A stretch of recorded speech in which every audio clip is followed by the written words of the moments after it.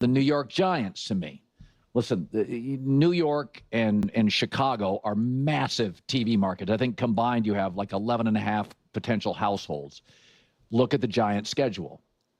First 6 weeks, Cowboys at home, Titans at home, Cardinals at home, Saints at home. That's a lot of cupcakes. And by the way, where do they put their bye? Probably a week or two earlier than the Giants want it, but they put it right in front of their biggest rival, the Philadelphia Eagles.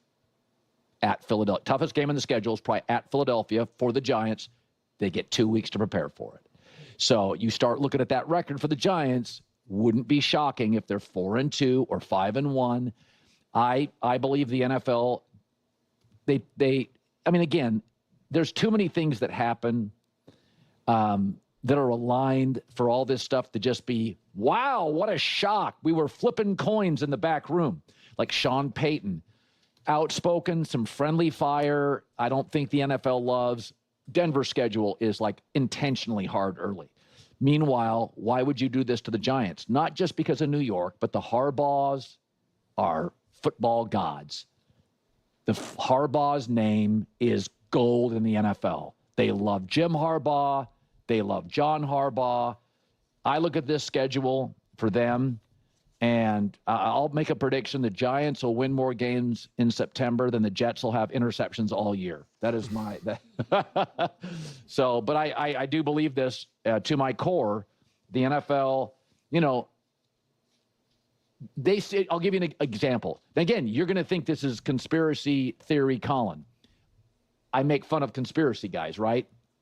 The NFL said about social media amongst their teams, they said, you do not have to approve your social media campaigns or tweets with us with the schedule release.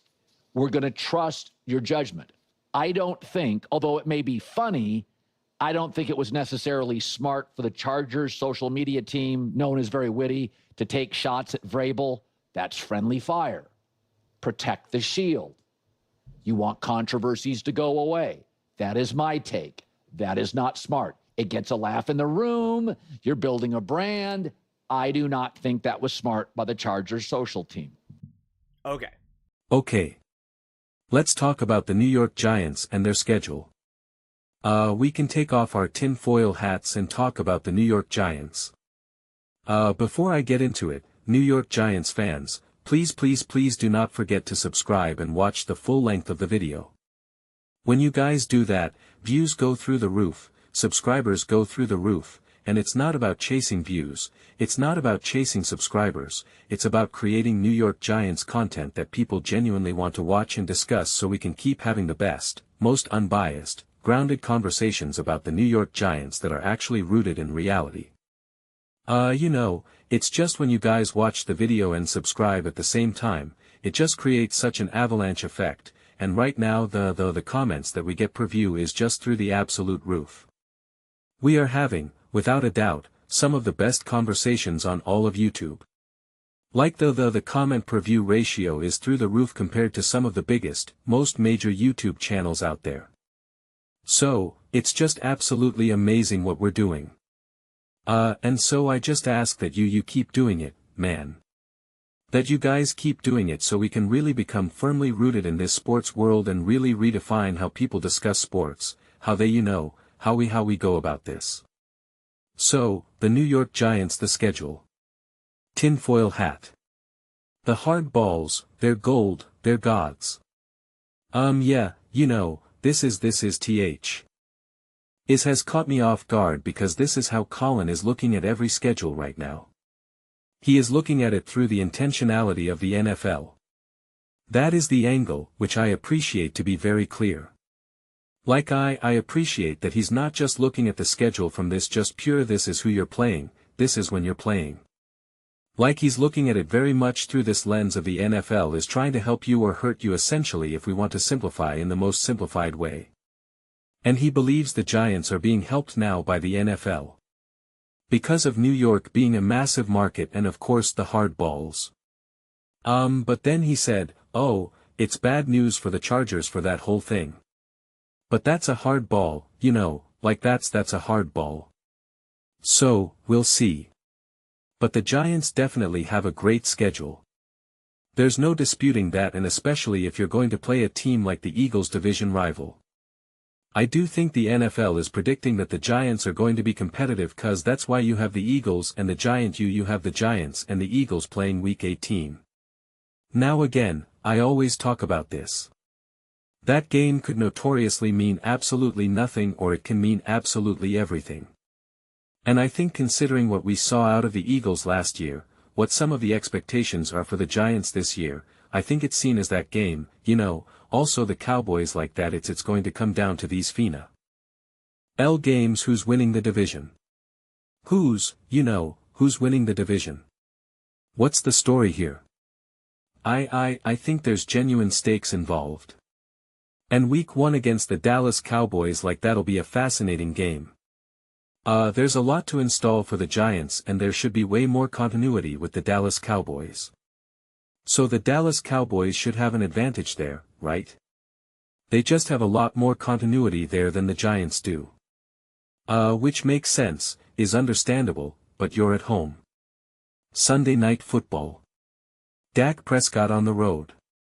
It's like, okay, that's pretty interesting. Then you got to be at Los Angeles Rams. That should be a tough game. But right, then you have the Tennessee Titans and the Arizona Cardinals. And it's like, okay, the Commanders, I'm optimistic about them. I shouldn't even say I'm optimistic. I'm curious to see what they become right now, cause I do believe in Jalen Daniels, but everything kind of fell apart last year, injuries, etc. Now they have a new OC who's never been a coach really at all in the NFL. So it's like it'll be interesting to see. I liked a lot of things they did in the off-season, but by Week 5, like if they are a legit team, if they are a good team, like it'll be kind of game on by Week 5 for sure. The Saints, I like a lot of things that the Saints are doing, but as of right now, to try to figure out how high the Saints are, I'm still kind of very much a wait-and-see thing, but like I wouldn't automatically jump and say that the Saints are cupcakes, right? Like I think Colin said, that's a lot of cupcakes. He said cupcakes or cupcake schedule or something like that. I'm not so quick to say that that's the Saints. I'm not. I believe in Kellen Moore and Tyler Shuck. I've been talking about the Saints a lot in all these other videos, cause normally we would just look at the Saints like, oh, that's a great game you won. That's an easy win. And it's like I'm not so sure that's the case right now. I'm not so sure.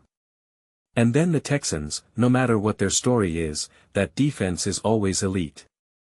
That defense is always special, always special. And right, it would have been a lot harder to have to play the Texans against a brutal defense on the road and then go on the road against Philly. But that's not the story, right? They play the Texans, then they have a bye, then they have the Eagles. So that is definitely favorable. But then you have the Commanders and the Jags, and again, depending on who the Commanders are will be interesting. I do think the Jags will be a great team, and so it's just like that could be a tough stretch of Texans, Eagles, Commanders, Jags, right? And it's like, okay. Depending on the Colts, is it Daniel Jones? It's so hard to keep up with like what quarterback is playing, is he healthy, is he not? Like when is he returning? Like is this his first game returning of the season? It's like we got a lot of moving parts. In that regard. But the biggest luxury that the Giants really have, cause you still have to play a team like the Seahawks and the Lions and etc., but it's like you don't find yourself having to face the Bills, the Ravens, even the Bengals, the Broncos, the Chiefs, the Chargers aren't even up here, right? Yeah. So it's just like there are plenty of other games that they could have been pitted up against that they just simply did not. And any of these other more competitive teams that are obviously outside the division and are not, equivalent to say the Arizona Cardinals. It could be a team that you could say, okay, they might be great or they're in the process of being great, but they're not like true established rooted greatness like the Bills or the Ravens. Like I said, the Jags have the potential to be a great team, but it's like they don't have this incredibly long track record right now. The 49ers, it's like I see it going one way or another right now. It's like, who are the 49ers right now? Not entirely sure. No matter what's unfolding, I know the Ravens, as long as Lamar is there, or the Bills or whatnot, like those are going to be tough teams. Like I don't depending on how great they are in any given season, no idea, but that's like it's not a game that you're excited to necessarily play, right? Obviously, you're excited to play because you want to see it, but like it's not something that you're automatically factoring in a win. So, I do think some of the collection of games that they have that they're going up against that we would say, okay, these are harder games. It's like, okay, well, it'll actually be kind of interesting to see how well the New York Giants match up. But, yeah, I don't know if it's like the NFL is just, trying to set the New York Giants up necessarily. I still keep trying to reflect on Colin having those takes for all of the various schedule releases. I'm still trying my best to make sense of it in real time, and yeah, I don't know. I don't know. I mean, I don't know if there's any real easy luxury here, because if that was the case, cause I do think the Giants can be competitive this year. You would believe, and I know Giants fans don't want to believe this, but you would believe that the Eagles are going to be competitive, that the Cowboys will be competitive, and the Detroit Lions will be competitive. Okay, well, then that means those final 3 weeks of the season are pretty tough.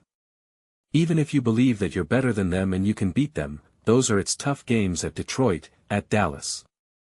Okay, and it's just like, okay, then you're at home in New York, final game of the season at New York, at home going up against Philly. And that's probably going to be a freezing cold tough, game, right? Like, it's not going to be no easy picnic, either. So, it's just like that's so, that's why I can't just completely buy into the automatic like, oh, look, they're like setting them up for success. And then it's like, I don't know, right? Like, not necessarily. Like, you think about it, the Seahawks should be great. I think about their last, what is that? 1 2 3 4 5, right? 4 of their last 5 games are all but guaranteed tough games. Again, maybe the Giants collapse, or maybe the Eagles collapse, maybe the Cowboys collapse, but even if they're not as great as they were in years past, especially the Eagles, who obviously have been better than the Cowboys and have actually won the division, like even if they're not quite that, like they're still tough games, they're still tough divisional games, right? Like it's still not going to be an easy game. And the Lions are going to be hard no matter what, even if they're a bit of a mess at times, like they were still hard last year and they didn't even make the playoffs. So it's just like those are hard games, and the Seahawks just won the Super Bowl. And if the 49ers are actual legit genuine team, then that is a really brutal stretch. The 49ers, the Seahawks, the Lions, the right? So it's just like I can't buy into the whole idea of like, oh, like okay, maybe the front of the schedule isn't too hard, but like I don't know, you got to play the Cowboys and the Rams. Those are tough 2 first games. The Rams are everyone's darling. Right now. Everyone is pretty much saying that the Rams, it's their Super Bowl to lose. And you got to play them week 2. So, I don't think it's a bad schedule. I think it's a fascinating schedule. I don't think it's a specifically scheduled schedule, I think I find myself going through all these schedules right now, and I said schedule like 20 times in the last like 5 sentences, but I think going through all this right now, I find myself overwhelmed with so many teams where I'm just like, I just don't know the level that you're going to be at right now. Like I genuinely believe in my heart of all hearts the Saints can be so much better than they've been in years and years and years. What level is that? I just don't have that fleshed out yet. I just don't know. I just don't know. And so it's just like a game like that, I'm like, I don't know. And honestly I feel similar about the Giants right now. I'm like, I believe that the Giants will be better than they've been for years, but at what level? I don't know. I don't know. I've always said this, like Harbaugh to me is the floor. Jackson Dart is the ceiling. And I'm confident that Harbaugh will be able to bring the floor, but in terms of the ceiling of Jackson Dart, it's like, I don't know because I'm not a huge fan of Matt Nagy. It's not like I don't think Matt Nagy will be bad, but like Jackson Dart is a very specific quarterback that like I would have loved. A lot more innovative, creative offensive coordinator that can kind of really work and develop Jackson Dart that I'm not so sure Matt Nagy is necessarily that person.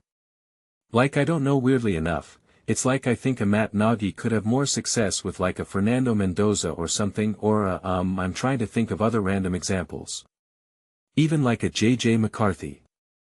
But I think Jackson Dart is like a lot more unique of a talent than people understand. And so I'm like, yeah, well, I kind of need a very well-versed coordinator. And so it's just like I don't know what Jackson Dart looks like this coming season, right? How much he can be reined in, how consistent they can get him, how much magic he has in him in any given moment. Like it's certainly going to be fascinating and it's certainly going to be entertaining. That's the one thing I am confident about. It's going to be entertaining. Even the games that the Giants lost like against the what was it? Monday Night Football or Sunday Night Football against or maybe even Thursday Night Football against the Patriots is like wildly exciting, like wildly fascinating and interesting to me, right? Like any time the Giants were playing and Jackson Dart was out there running around, I'm like, super interesting, super entertaining.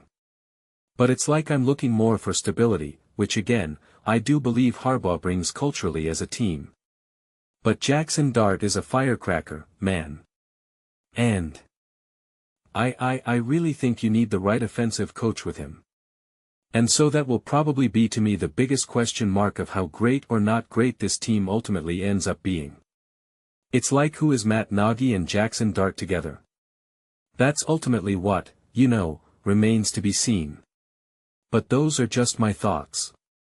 I'd absolutely love to hear yours. What do you guys all think about the New York Giants? Do you think the NFL is setting them up for success? Let me know your thoughts in the comments below. I read every single comment. So whether you agree with me or disagree with me, either way, let's get into some discussions.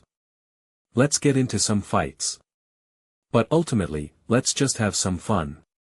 And please do consider subscribing. We're building an amazing community here, and I'd absolutely love to see you part of it. I want to build something that we all generally feel connected to. Something that we're really excited to be a part of. I think we're well on our way to doing it.